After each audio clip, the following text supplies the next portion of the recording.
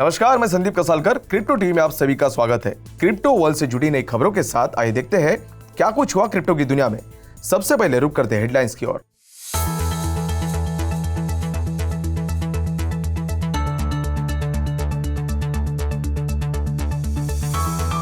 Value buying पर crypto currency में दिखी बढ़त, $30,000 से ऊपर रहा बिटकॉइन। गोल्डमैन सैक्स के मुताबिक क्रिप्टो अमेरिकी अर्थव्यवस्था के लिए नहीं है कोई बड़ा जोखिम। विटालिक बुटेरिन ने की अगस्त में इथेरियम में मर्ज होने की पुष्टि। मूडीज ने क्रिप्टो करेंसी के जोखिमों पर दी चेतावनी। टेरा ने लेटेस्ट रिकवरी प्लान में कम्युनिटी फीडबैक को किया शामिल।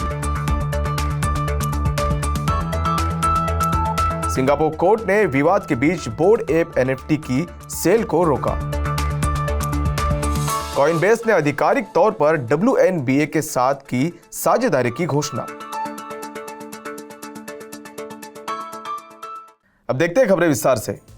चाइना द्वारा लेंडिंग रेट में कटौती करने के बाद शुक्रवार को क्रिप्टो करेंसी में तेजी आई, क्योंकि इन्वेस्टर्स ने अपने पोर्टफोलियो का एक हिस्सा हायर रिस्क एपिटाइट पर डिजिटल एसेट्स के लिए एलोकेट किया। जबकि बिटकॉइन को $30,300 के आसपास देखा गया। S&P 500 द्वारा बियर मार्केट की तरफ जाने के बाद अमेरिकी शेयर्स में तेजी आई। ऐसे में S&P 500 ने शुक्रवार को 0.9% की बढ़त के साथ ट्रेड किया, जबकि टेक हेवी नैस्डैक ने 1% से अधिक तौर पर डो जोन्स इंडस्ट्रियल एवरेज में 0.6% की बढ़त देखने मिली। इन सबके बीच बिटकॉइन को पिछले 24 घंटों में 2% की बढ़त के साथ हाल ही में लगभग $30,200 पर ट्रेड करते हुए देखा गया, जबकि इथेर को उसी समय के दौरान लगभग 3% की बढ़त के साथ लगभग $2,000 पर देखा गया। वहीं दूसरी मेजर ऑल्ट कॉइन्स ने भी बढ़त के साथ ट्रेड किया। अमेरिकी बैंकिंग दिग्गज गोल्डमैन सैक्स ने यह प्रदर्शित करने के लिए कुछ दिलचस्प तथ्य प्रदान किए कि क्रिप्टो मार्केट्स की गिरावट का अमेरिकी अर्थव्यवस्था पर कोई महत्वपूर्ण प्रभाव नहीं पड़ेगा। गोल्डमैन सैक्स के एनालिस्ट ने कहा कि 2021 के अंत तक अमेरिकी हाउस होल्ड्स की नेट वर्थ $150 ट्रिलियन तक पहुंच गई। इस फैक्ट के बावजूद कि पिछले वर्ष क्रिप्टो मार्केट में $1 ट्रिलियन का नुकसान हुआ है, यह अमेरिकी हाउस होल्ड नेट की तुलना में बहुत कम है। गुरुवार 19 मई को इन्वेस्टर्स को एक नोट में जैन हेड्जियस के नेतृत्व में गोल्डमैन सैक्स के इकोनॉमिस्ट ने लिखा कि इसलिए हम उम्मीद करते हैं कि क्रिप्टो करेंसी की कीमतों में हालिया गिरावट से कुल खर्च पर कोई भी दबाव बहुत कम होगा। इथेरियम के को-फाउंडर विटालिक बुटेरिन और कुछ कोर इथेरियम डेवलपर्स ने दावा किया है कि मर्ज इस साल अगस्त में पूरा हो जाएगा। प्रोजेक्ट के को-फाउंडर और कुछ कोर ETH डेवलपर्स ने जोर देकर कहा कि इथेरियम के 7 साल पुराने इतिहास में मोस्ट एंटिसिपेटेड इवेंट अगले कुछ महीनों में आ सकता है। हालांकि यह डिफिकल्टी बॉम्ब नेटवर्क को धीमा करने से पहले होनी चाहिए। बता दें कि डिफिकल्टी बॉम्ब एक इंटेंशनल प्रोसेस है जो इथेरियम के कोड में एम्बेडेड है, जो आखिर में नेटवर्क को धीमा कर देगा। ऐसे में देव टीम ने इस 2 मुख्य कारणों से शामिल किया है डेवलपर्स को प्रूफ ऑफ स्टेक यानी POS ट्रांजिशन को आगे बढ़ाने के लिए और माइनर्स के लिए प्रूफ ऑफ वर्क चेन पर बने रहना मुश्किल बना देने के लिए। हालांकि यह सुनिश्चित करने के लिए कि नेटवर्क सही ढंग से काम करना जारी रखता है। डिफिकल्टी बॉम्ब को पास्ट में कई बार पोस्टपोन किया जा चुका है। ऐसे में टीम इस बार एक और बार देरी से बचना चाहती है और इस तरह से ब्लॉकचेन के धीमा होने से पहले मर्ज को पूरा करना चाहती है। ग्लोबल रेटिंग एजेंसी मूडीज ने चेतावनी दी है कि क्रिप्टो करेंसी को अपनाना जोखिमों से भरा है, जिसमें पेमेंट्स सिस्टम का फ्रेगमेंटेशन और फाइनेंशियल इंस्टेबिलिटी भी शामिल है।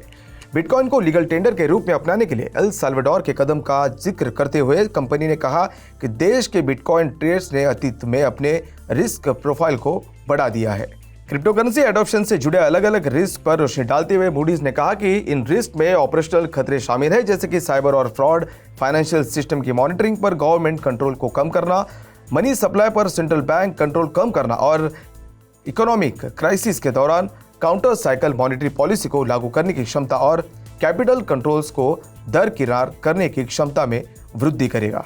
ल्यूना क्रैश के बाद टेरा टीम अपने इकोसिस्टम को बचाने के लिए एक और रिकवरी प्लान के साथ वापस आ गई है।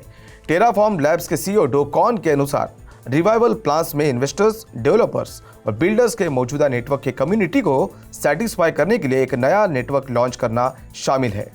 टेरा ने ट्विटर पर प्रपोजल 1623 नाम की इनिशियल आइडिया में बदलाव की घोषणा की है, जहां नए चेन में एक नया ल्यूना कॉइन बनाने के लिए ल्यूना को फोक किया जाना था। इनिशियल टर्म्स में फ्रेश अमेंडमेंट्स में अब कम्युनिटी पूल शेयर को 10% से बढ़ाकर 30% करना शामिल है।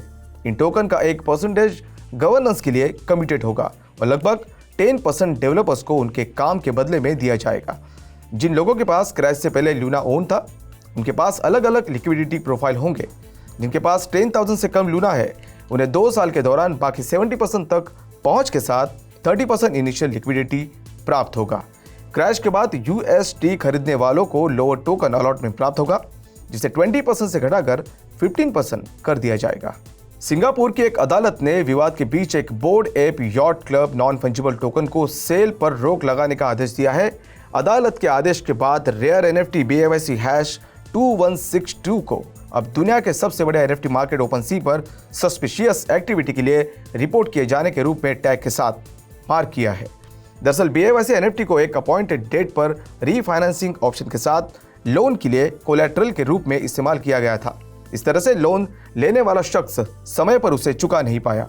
हालांकि एग्रीमेंट में लोन पीरियड को बढ़ाने का प्रावधान था, लेकिन लेंडर ने लोन को फोरक्लोज कर दिया और यही वजह है जहां से विवाद शुरू हुआ है।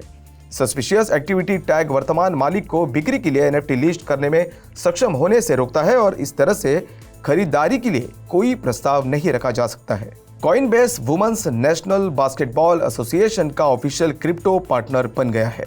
क्रिप्टो एक्सचेंज की दिग्गज कंपनी कॉइनबेस ने WNBA के भीतर इन्वेस्टमेंट एक्सपांड किया है। इसके अलावा लार्जेस्ट US क्रिप्टो एक्सचेंज ने न्यूयॉर्क लिबर्टी एंड सीटल स्टॉर्म के साथ साझेदारी की घोषणा की है।